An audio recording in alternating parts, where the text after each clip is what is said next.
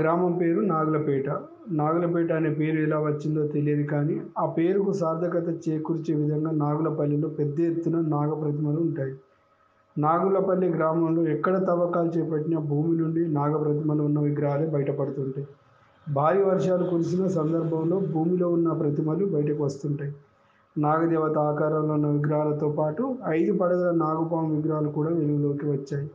ఆ గ్రామంలో ఒకే చోట 285 నాగప్రతిమల విగ్రహాలు బయటకు వచ్చాయి.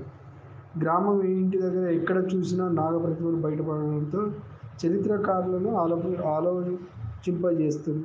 నాగులపేట గ్రామంలో వందల సంఖ్యలో బయటపడుతున్న నాగదేవత ప్రతిమలు వెయ్యేళ్ల చరిత్ర కలిగినట్టు పూర్వీకులు చెబుతున్నారు. నాగప్రతిమలు వేములవాడ చాళుక్యులు, కళ్యాణి చాళుక్యుల కాలానికి చెందినగా, జైనులు, బౌద్ధులు, హిందూ మతాలకు చెందిన వారు పాలించిన సమయంలో నాగులపల్లి ఒక చరిత్ర ఉందని అప్పటి మతాచారులు నాగిని విగ్రహాలు చెక్కించారని, నాగదేవత ప్రాధాన్యత ఇవ్వడం చూస్తుంటే 3 మతాల వారిని పరిపాలనలో వెలసిల్లి ఉండవచ్చునని అభిప్రాయాలు వ్యక్తమవుతున్నాయి.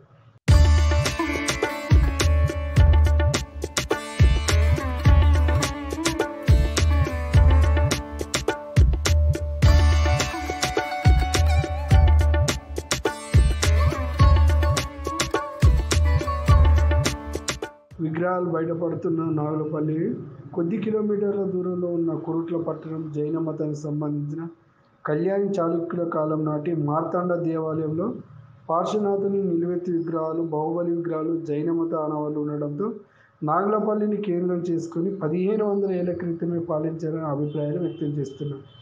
నాగులపేట గ్రామంలో చాలామంది పేర్లు కూడా నాగ అక్షరంతోనే మొదలవుతున్నట్టుగా ఆశ్చర్యాన్ని కలిగిస్తుంది. నాగులపల్లిలోని నాగ ప్రతిమలకు దశాబ్ద కాలంగా పూజలు చేస్తుండటంతో, నాగదేవత ఆరాధన కావడంతో నాగాక్షరంతో పేరు పెట్టుకుంటున్నట్టు గ్రామస్తులు, పూజారులు చెబుతున్నారు. సంతానం లేమి బాధపడేవారు నాగులపల్లిలోని నాగులమ్మకి పూజలు చేసి సంతాన కోరికలు కోరితే సంతానం కలుగుతుందని ఇక్కడ అపార నమ్మకం ఉంది. ఇక్కడ కోరికలు తీరిన వారు నాగాక్షరం వచ్చేలా సంతానానికి పేరు పెట్టుకుంటున్నారని గ్రామస్తులు, చుట్టుపక్కల ప్రజలు చెబుతున్నారు.